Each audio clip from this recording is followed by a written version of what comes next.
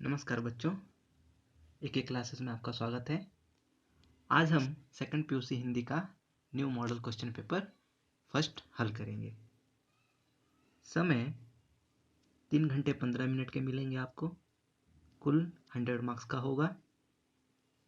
सूचना वैसे ही है।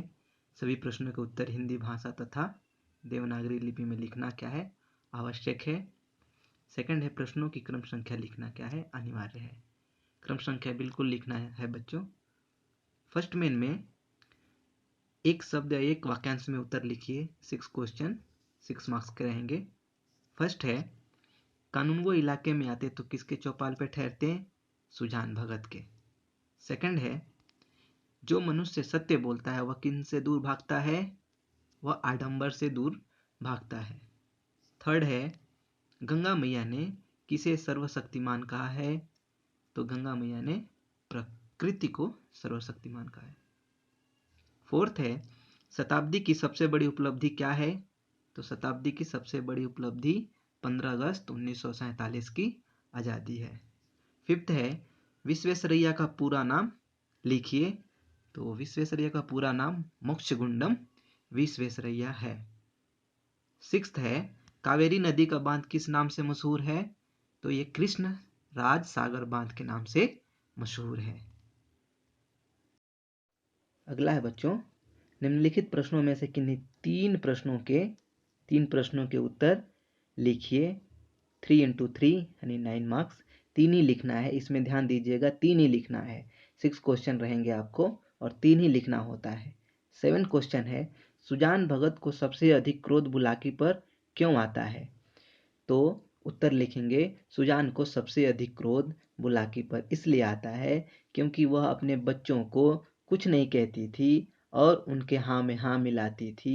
मैंने दिन रात मेहनत पसीना करके अपने घर को बनाया, सब चीज़ किया, लेकिन आज मुझे भिक्षुक को भीख देने का भी अधिकार नहीं है।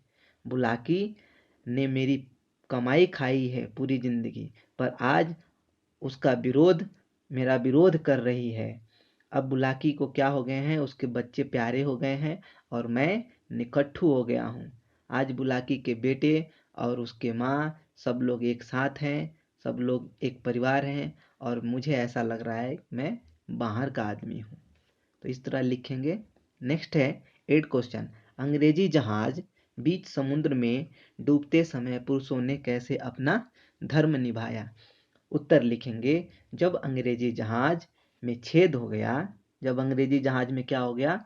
छेद हो गया और वह डूबने की स्थिति में था, यानी डूबने वाला था, तब उसमें यात्रा करने वाली जो स्त्रियां थीं, स्त्रियों को नाव में बैठाकर बचा लिया गया। पुरुष पोत की छत पर चले गए और फिर जहाज डूब गया। इस प्रकार पुरुषों ने अपने प्राणों की चिंता किए बिना स्त्रियों को बचाने का अपना कर्तव्य पालन किया। उन्होंने यही अपना धर्म समझा कि अपने प्राण देकर भी स्त्रियों और महिलाओं को और बच्चों को क्या क्या करें? बचाएं। नेक्स्ट है 9th क्वेश्चन। 9th क्वेश्चन है, नेक्स्ट है, गंगा मैया का कुर्सी से क्या अभिप्राय है? तो गंगा मैया समाज में व्याप्त समस्याओं के बारे में कहती हैं कि महंगाई, रिश्वतखोरी और पाशविकता बढ़ती जा रही है और आज धर्म का व्यापारीकरण हो रहा है। राजनीति के बारे में तो कहना ही क्या, सब लोग कुर्सी के लिए झगड़ा कर रहे हैं। यानी कुर्सी का मतलब है, अर्थ है शक्ति, और शक्ति का अर्थ है वैभव, धन, मान सम्मान, कीर्ति आदि। एक बार इसका जिसको चस्का लग जाता है, उसके जबान पे चढ़ जाता है, वह सब कुछ उसको अच्छा लगता है। अगर ये नहीं मिलता है तो वह इंसान क्या होता है? व्यक्ति ऐसे भटकता है जैसे मजनू लैला के पीछे घूमता है। अगला है 10th है बच्चों, शीला अग्रवाल का लेखिका पर क्या प्रभाव पड़ा? तो उत्तर लिखेंगे, लेखिका मनु भंडारी हिंदी प्राध्यापिका शीला अग्रवाल के बारे में क्या कहती हैं? कहती हैं कि उन्होंने उनको साहित्य की दुनिया में क्या कराया? प्रवेश कराया। शीला अग्रवाल सावित्री गर्ल्स कॉलेज में, जहाँ मनु भंडारी हाई स्कूल पास कर फर्स्ट ईयर में भर्ती हुई थी, एडमिशन ली थी। वहाँ पे हिंदी की प्राध्यापिका थी। उन्होंने मनु की आदत मात्र को पढ़ने को चुनाव करने पढ़ने में बदला और खुद चुन चुन कर किताबें उनको पढ़ने के लिए कहती गईं, किताबों पे बहसें चालू करने के लिए कहीं। मनु की साहित्यिक दुनिया शरद प्रेमचंद से बढ़कर जैनेन्द्र, अज्ञेय, यशपाल और भगवती चरण वर्मा तक क्या हो गया, फैल गया। सुनीता शेखर एक जीवनी, नदी के दीप, त्यागपत्र, चित्रलेखा जैसी किताबों पर गहन मंथन किया। शीला अग्रवाल ने मनु को देश की परिस्थितियों को जानने का मौका दिया, समझने के लिए न सिर्फ प्रेरित किया बल्कि देश की आज़ादी के लिए भी उन्होंने सक्रिय रूप से भागीदारी के लिए उन्हें क्या किया, जागृत किया, जगाया। अगला है क्वेश्चन 11th बच्चों, हैदराबाद नवाब के सामने कौन सी मुसीबत थी, उसका समाधान विश्वेश्वरैया ने कैसे किया। उत्तर लिखेंगे, जब विश्वेश्वरैया हैदराबाद राज्य के इंजीनियरिंग सलाहकार थे, उन दिनों हैदराबाद रियासत पर निजाम नवाब का क्या था, शासन था। उनके सामने एक मुसीबत आ खड़ी हुई थी। हर वर्ष मूसी नदी में क्या होता था, भयंकर बाढ़ आता था। इसी वजह से खूब तबाही होती थी।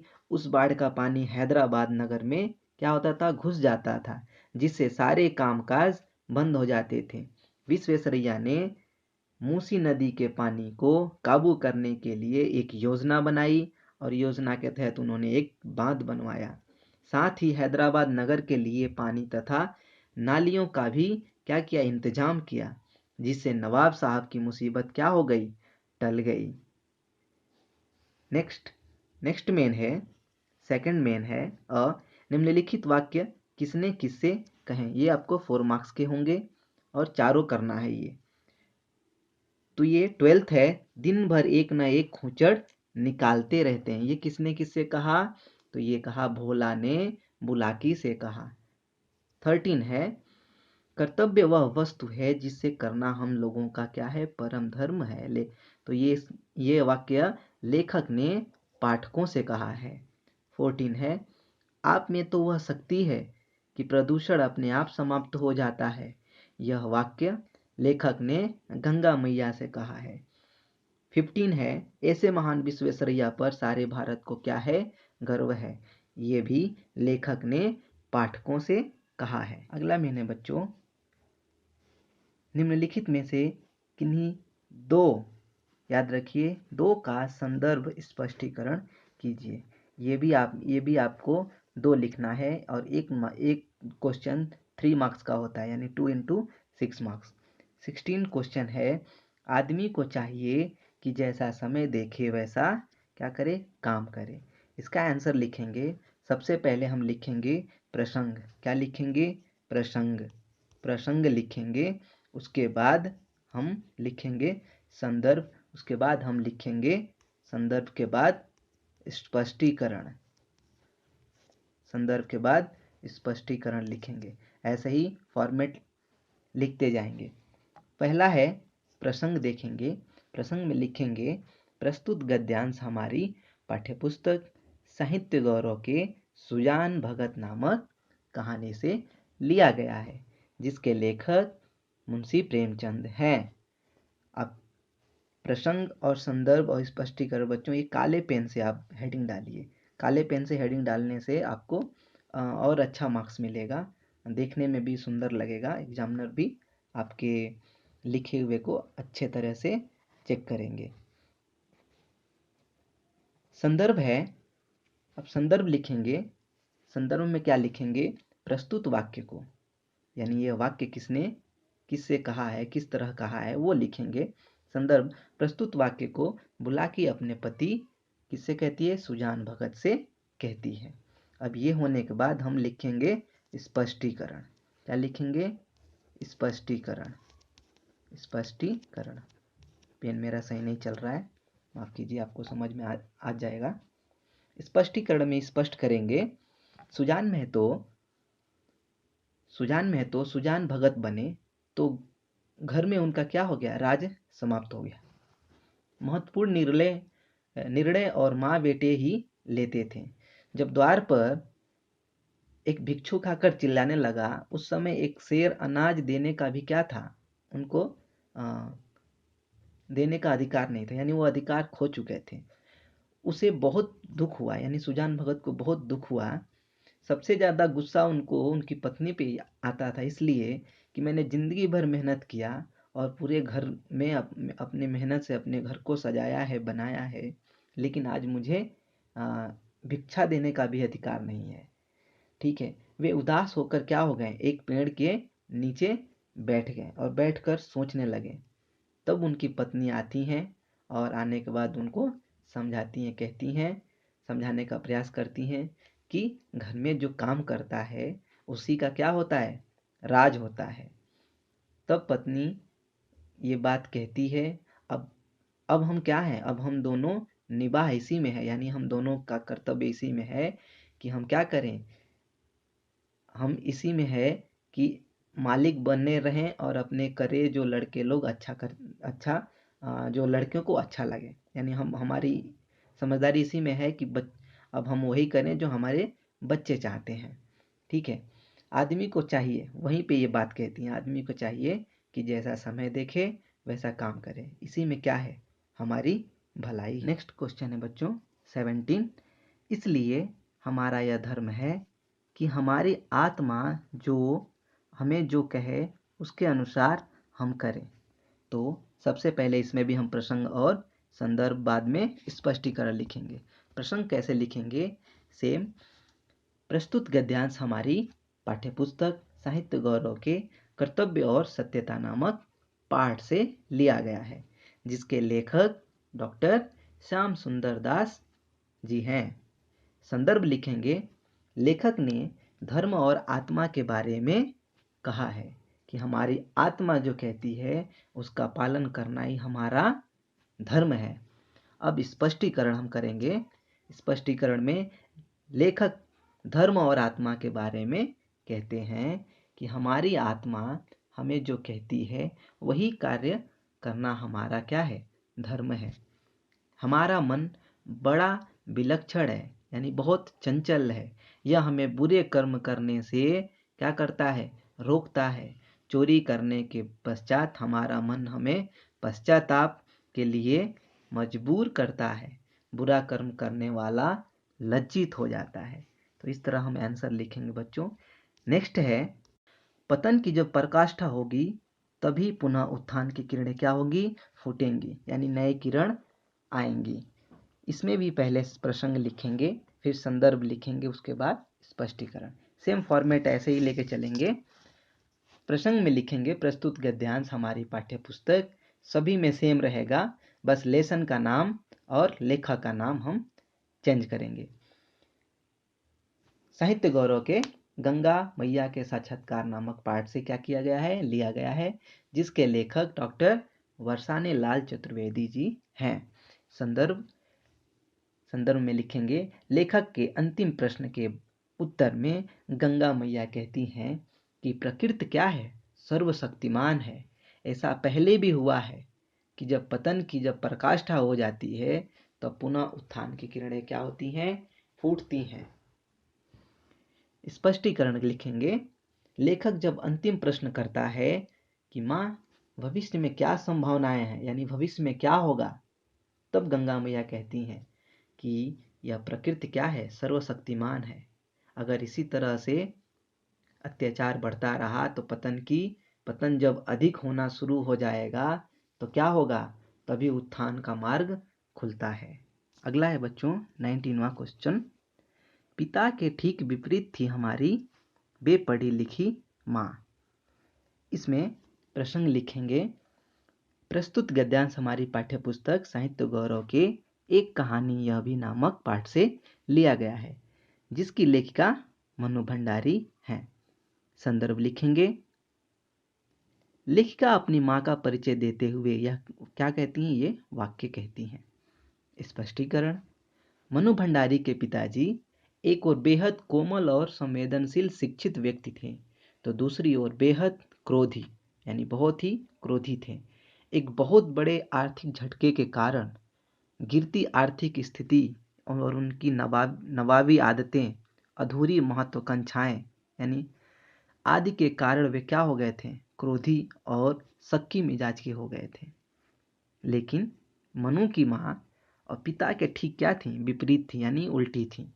धरती माँ जैसी सहनशील थी और पिताजी की हर बात को क्या मानती थी, अपनी जाति को अपना आशीर्वाद समझकर मानती थी और बच्चों की हर उचित अनुचित फरमाइश को भी पूरा करती थी।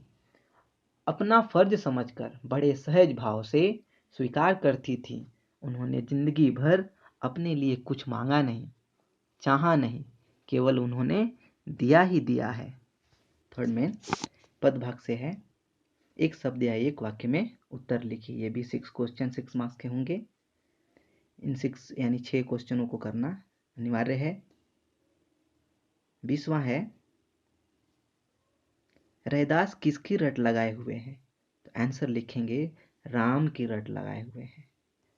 21 कौन अंतर की बात जानने वाले हैं? तो श्री कृष्ण अंतर की बात जानने वाले हैं। 22 आंखों की सुंदरता किससे बढ़ती है? तो आंखों की सुंदरता आंसू रूपी मोतियों से बढ़ती है। 23 है, बेटी किन्हें गहने मानती है? तो बेटी अपने माँ को ही क्या मानती है? गहने मानती है। 24 कवि नरेंद्र शर्मा मनुष्य को किसके बल पर जीतने के लिए कहते हैं? तो कहते हैं प्रीति के बल पर जीतने के लिए यानी प्रेम के बल पे जीतने के लिए कहते हैं। 25 है, जंगल को क्या हो जाने से बचाना है? तो जंगल को मरुस्थल यानी रेगिस्तान हो जाने से बचाना है। अगला है, निम्नलिखित प्रश्नों में से किन्हीं 2 प्रश्नों के उत्तर लिखिए। ये भी याद रखिए, 2 लिखना है, पूरा मत लिखिएगा। 2 क्वेश्चन लिखेंगे 3 मार्क्स का यानी 6 मार्क्स के। क्वेश्चन है 26, रैदास ने भगवान और भक्त के संबंध में कैसे वर्णित किया है?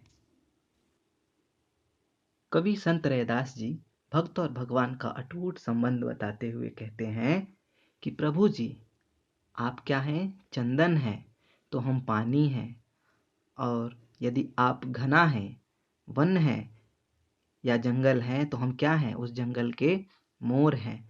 यदि आप दीपक हैं तो हम बाती हैं, और यदि आप मोती हैं तो हम क्या हैं? धागा हैं। आप हमारे क्या हैं? स्वामी हैं तो हम आपके क्या हैं? दास हैं। फिर हमारा संबंध अलग कैसे हो सकता है? इसी तरह बताते हैं। नेक्स्ट है 27, फूल एवं तारों के विषय में कवित्री महादेवी वर्मा क्या कहती हैं? फूल और तारों के विषय में कवित्री ने इनके माध्यम से जीवन की नश्वरता को और अस्थिरता पर प्रकाश डाला है। फूल को खिलकर सबको क्या करना है? प्रसन्न करना चाहिए, और एक दिन क्या होता है? मुरझा जाता है। जिन फूलों को मुरझाना नहीं आता है उन्हें मुस्कुराने का भी क्या है? हक नहीं है। तारे जो विस्तीर्ण आकाश में टिमटिमाते रहते हैं यानी हमेशा टिमटिमाते रहते हैं, रात में अपना प्रकाश फैलाते हैं और रात होने पर ढल जाते हैं, छिप जाते हैं, ऐसे तारे और दीपक नहीं बन सकते जो बुझना नहीं जानते हैं। जो मनुष्य दुख नहीं सह सकता उसे सुख की चाह भी नहीं रखनी चाहिए, और सुख और दुख जीवन में तो आते ही रहते हैं, उनसे मनुष्य को क्या होना है? विचलित नहीं होना है। नेक्स्ट क्वेश्चन है 28, बेटी रंगीन कपड़े और गहने क्यों नहीं चाहती है? बेटी रंगीन कपड़े और गहने क्यों नहीं चाहती है? बेटी रंगीन कपड़ों को ठुकराते हुए अपनी माँ से कहती है कि ये कपड़े उसे मिट्टी में खेलने नहीं देते हैं, वे खेलने के लिए आनंद से वंचित रह जाती है। ये कपड़े दूसरों के लिए भले ही सुंदर दिखाई दें पर मेरे लिए अच्छे नहीं हैं। सोने के गहने मुझे नहीं चाहिए माँ, मुझे ये तकलीफ देते हैं। इस तरह के मुझे बंधन के समान, ये सारे बंधन के समान लगते हैं। अगला है क्वेश्चन 29, कायर मत बन कविता के द्वारा कवि हमें क्या संदेश देते हैं। कवि नरेंद्र शर्मा हमें यह संदेश देते हैं कि कुछ भी बनो लेकिन कायर मत बनो, मानवता को कभी मत छोड़ना।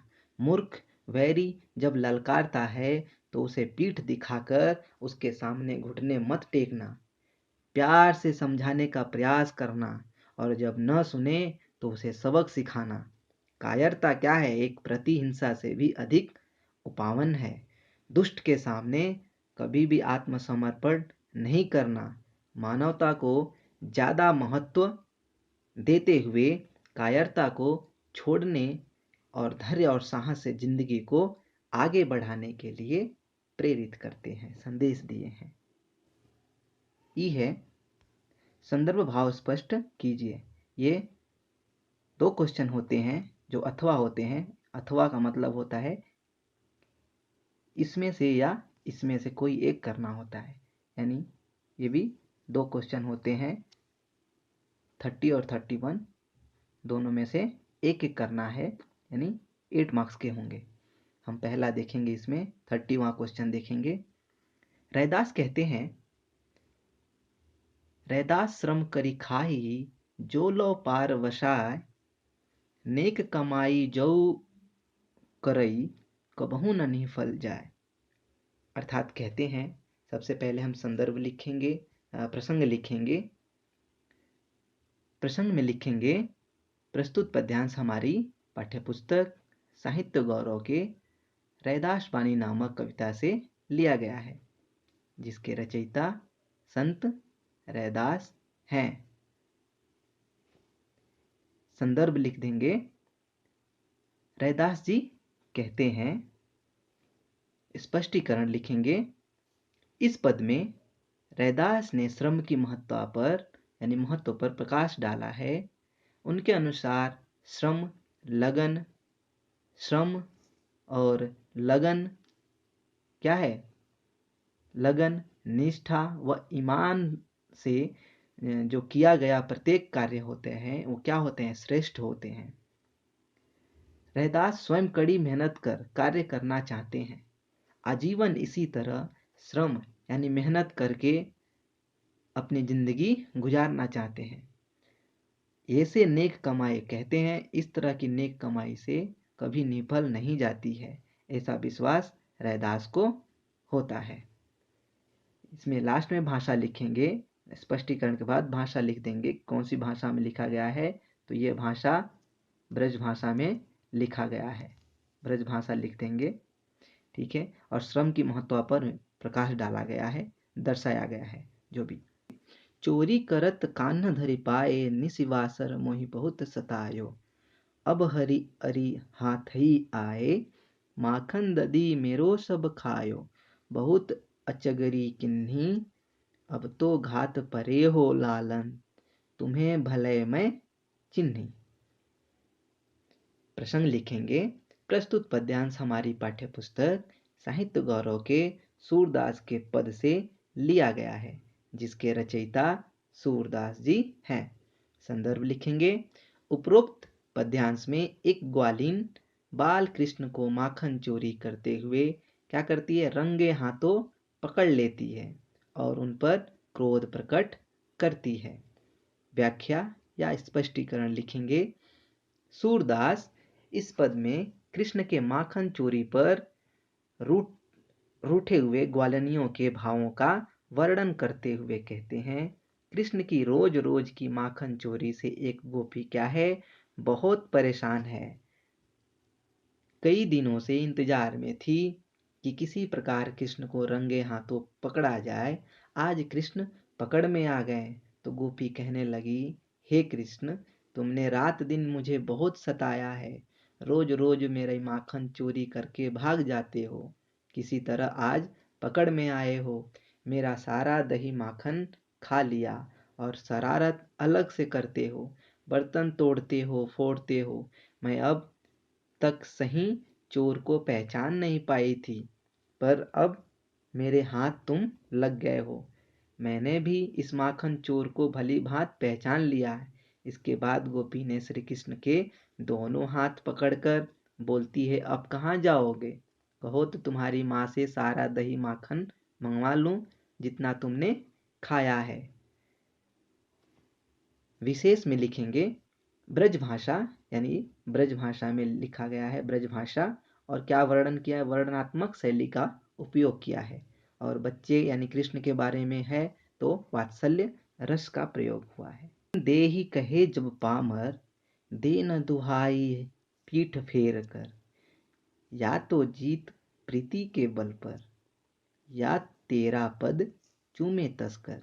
इसमें भी अथवा है, दोनों में से कोई एक करना है। पहले देखेंगे ऊपर का युद्ध, हम प्रसंग लिखेंगे इसमें, प्रसंग, प्रसंग में लिखेंगे प्रसंग।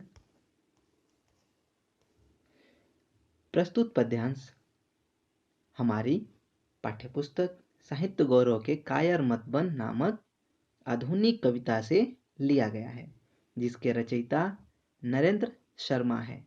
संदर्भ लिखेंगे प्रस्तुत पंक्ति में कवि ने मनुष्य को कायर न बनने का क्या देते हैं, संदेश देते हुए मनुष्य को मनुष्यता का ध्यान भी रखना क्या है, आवश्यक है।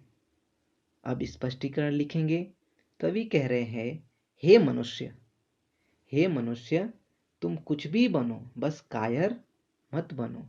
अगर कोई दुष्ट व्यक्ति तुमसे टक्कर लेने खड़ा हो जाए तो उसकी ताकत से तुम डरकर पीछे मत भागो, मत हटो। पीठ दिखाकर भागना क्या है, मूर्खता है। संसार में कई ऐसे महापुरुष जन्मे हैं जिन्होंने प्यार और सेवा भाव से दुष्टों के दिल को भी क्या किया है, जीत लिया है।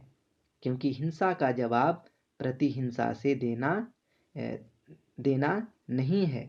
प्रतिहिंसा भी क्या है, एक तरह की दुर्बलता है, एक तरह की कमजोरी है। लेकिन कायरता क्या है, कायरता तो उससे भी अधिक क्या है, अपवित्र है। इसलिए हे मनुष्य, हे मानव, तुम कुछ भी बनो लेकिन कायर मत बनो। कुछ भी बनो लेकिन कायर मत बनो। नेक्स्ट है, अब की घर लौटा तो देखा वह नहीं था, वही बूढ़ा चौकीदार वृक्ष जो हमेशा मिलता था घर के दरवाजे पर तैनात। अथवा में है, प्रसंग लिखेंगे प्रस्तुत पद्यांश हमारी पाठ्यपुस्तक साहित्य गौरव के एक वृक्ष की हत्या नामक आधुनिक कविता से लिया गया है, जिसके रचयिता कुंवर नारायण हैं। संदर्भ लिखेंगे प्रस्तुत पंक्तियों में कवि ने उस वृक्ष को अपने दोस्त के रूप में माना है, जिसके कट जाने पर उसकी यादों में कवि बार बार उनको क्या हो रहा है, वो सता रहा है।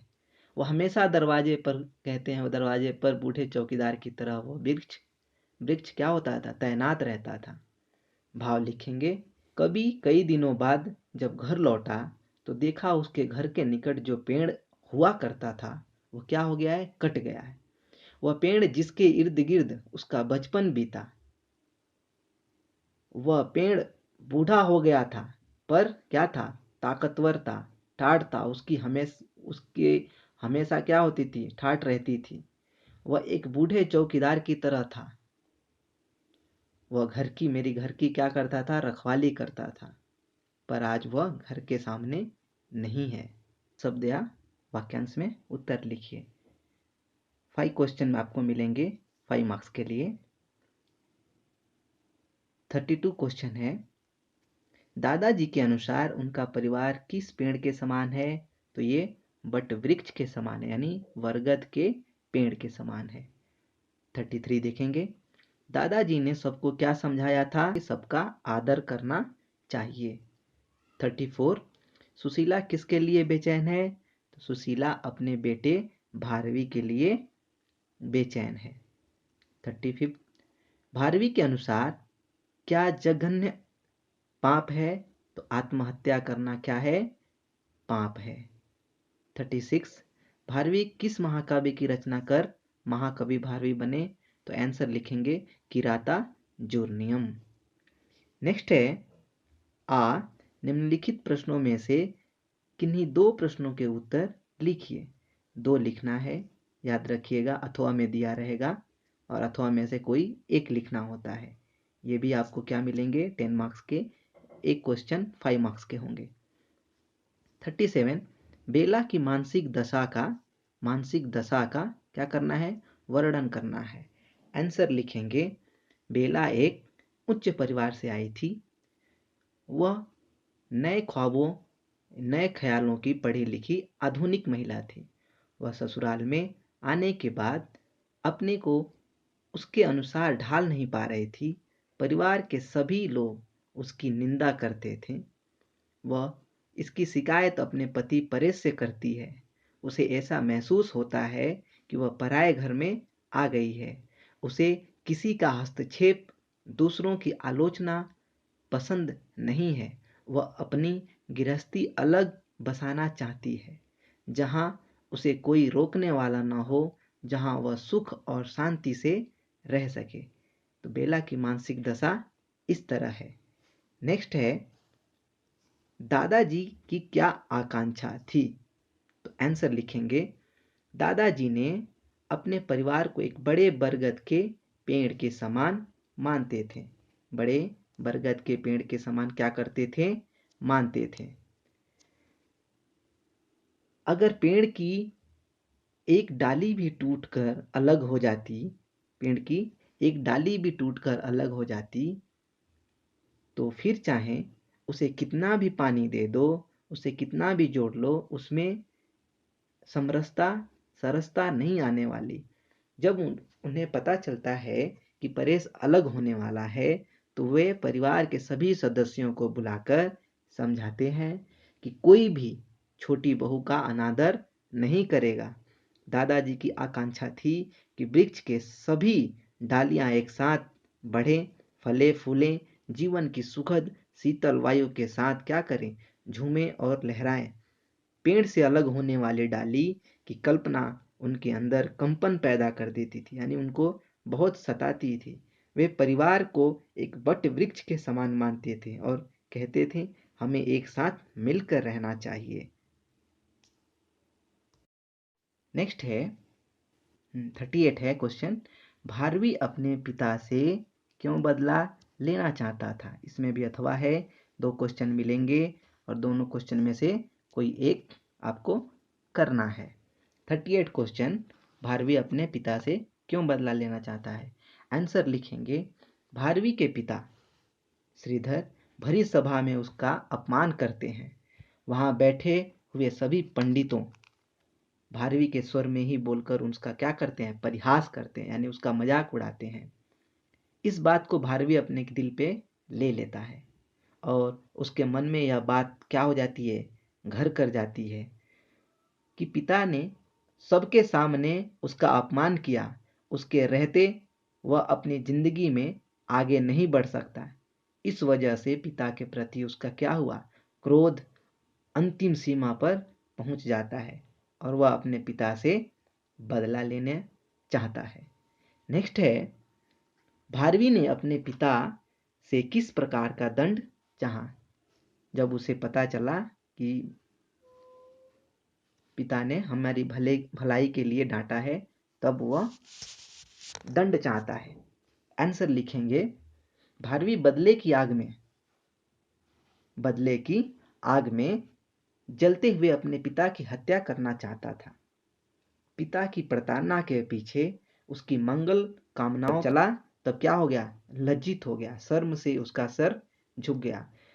उसने पिता से तलवार से उसका मस्तक काटने को कहा कि मेरा यह सर आप काट दो, जिससे उसकी ग्लानि भी कट जाए, यानी उसकी घमंड भी उसका क्या हो जाए, नष्ट हो जाए।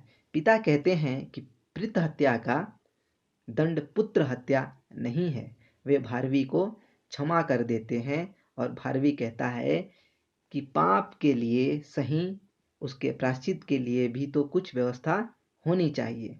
वह कहता है कि यदि आप चाहते हैं कि आपका भारवी जीवित रहे तो उसे दंड दीजिए। उसके पिता उसे 6 महीने 6 मास का ससुराल में जाकर सेवा करने के लिए कहते हैं और जूठे भोजन पर उस अपना पालन पोषण करने का दंड देते हैं कि तुम अपने ससुराल जाओ, 6 महीने वहाँ रहो, जूठा भोजन खाओ और अपना पालन पोषण करो। नेक्स्ट है ग्रामर पॉइंट देखेंगे। वाक्य शुद्ध कीजिए। 4 क्वेश्चन 4 मार्क्स के होंगे। 39वां है, सुरेश के चाची जी बीमार पड़े हैं। यह वाक्य क्या है? अशुद्ध है। इसे क्या करना है? हमें शुद्ध बनाना है। तो सुरेश के जगह पे क्या हो जाएगा? की हो जाएगा। सुरेश की चाची जी बीमार और पड़े की जगह पे क्या हो जाएगा? पड़ी हैं। यानी सुरेश की चाची जी बीमार पड़ी हैं। सेकंड देखेंगे, रोगी को काटकर सेब खिलाओ। तो रोगी को काटकर सेब खिलाओ, ये अशुद्ध है। शुद्ध लिखेंगे आंसर में, सेब को काटकर, क्या लिखेंगे? सेब को काटकर रोगी को खिलाओ। थर्ड है, मैं आप पर इज्जत करता हूँ। अशुद्ध है। शुद्ध बनाएंगे, मैं आपकी इज्जत करता हूँ। मैं आपकी इज्जत करता हूँ। फोर्थ है, महेश और संगीता हमारे यहाँ आएगा। तो ये भी अशुद्ध वाक्य है, इसे भी शुद्ध करेंगे। महेश और संगीता हमारे यहाँ आएंगे। नेक्स्ट मेन है, कोष्टक में दिए गए उचित कारक चिन्हों से रिक्त स्थान क्या करना है? भरना, यानी फिल इन द ब्लैंक। जो कारक हैं, कारक में से भरना है।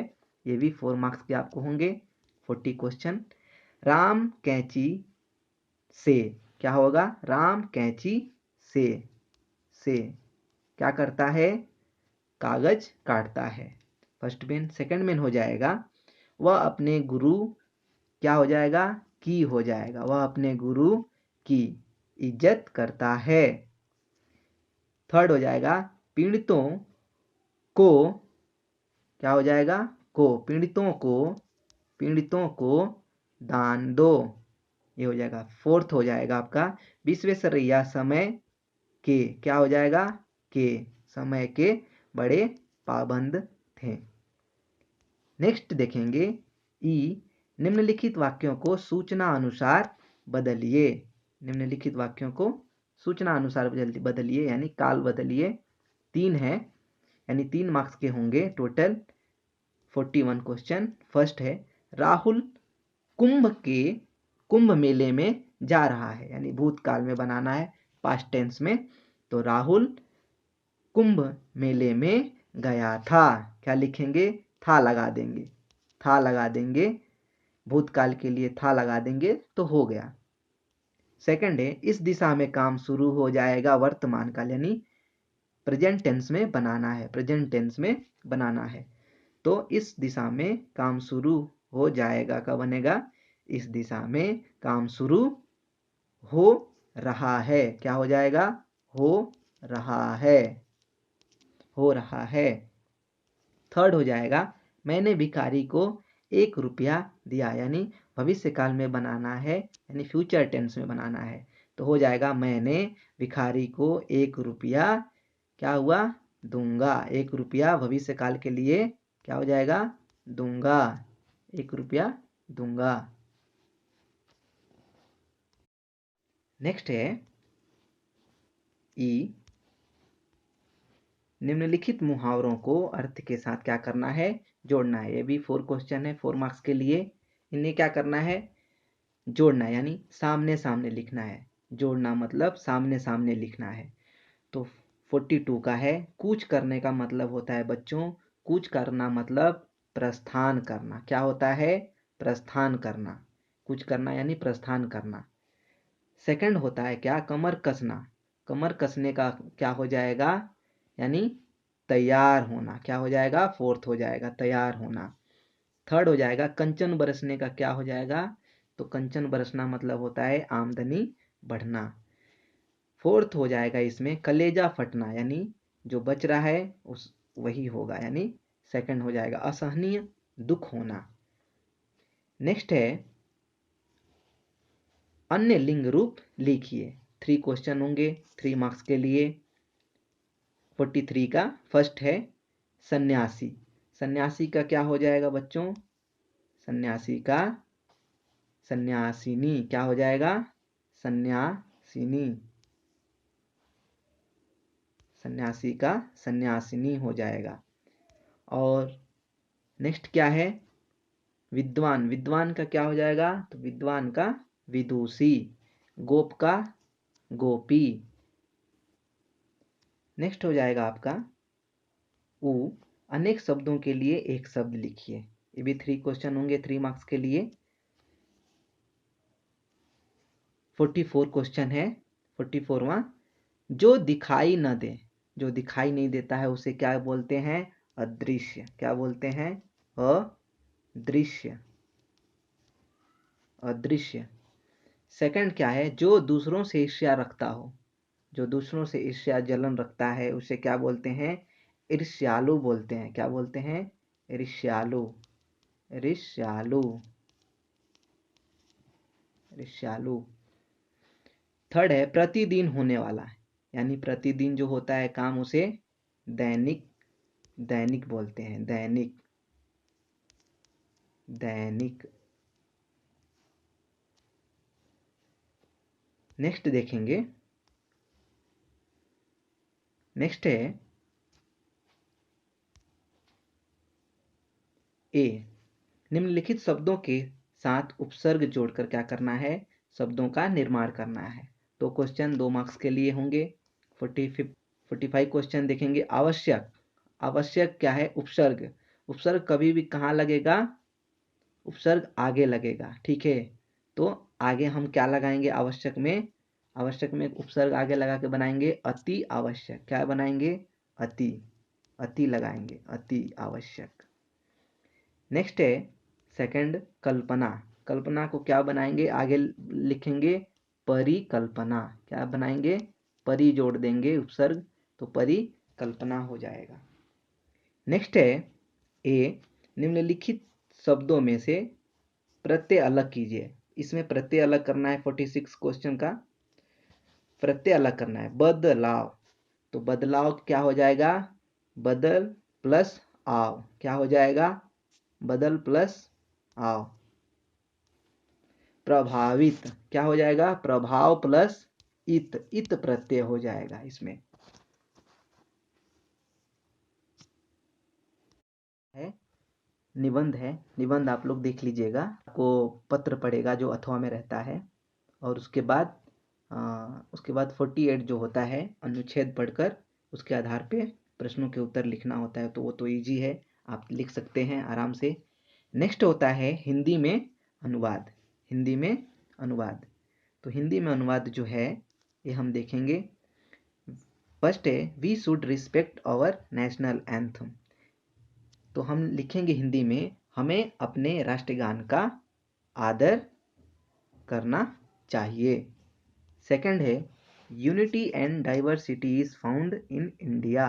एकता, उत्तर लिखेंगे हिंदी में, एकता और विविधता भारत में पाई जाती है। थर्ड है we he was respected by everyone. वह, आंसर लिखेंगे, वह सभी का आदर करता था। नेक्स्ट है are you coming with me. Answer लिखेंगे हिंदी में, हिंदी में ही लिखेंगे, क्या तुम मेरे साथ आ रहे हो। Are you coming with me का मतलब क्या तुम मेरे साथ आ रहे हो। नेक्स्ट है Rahul cleared his IAS examination with first rank. तो इसका हम लिखेंगे हिंदी में, राहुल ने IAS की परीक्षा प्रथम श्रेणी के साथ क्या किया है, पास किया है। प्रथम श्रेणी या प्रथम रैंक के साथ पास किया है। तो इस तरह से हम क्वेश्चन पेपर हल किए। आशा करता हूँ आप लोगों को समझ में आया होगा। नेक्स्ट वीडियो में हम सेकंड क्वेश्चन पेपर हल करेंगे। समझ में आया है तो लाइक और कमेंट करें, सब्सक्राइब करें।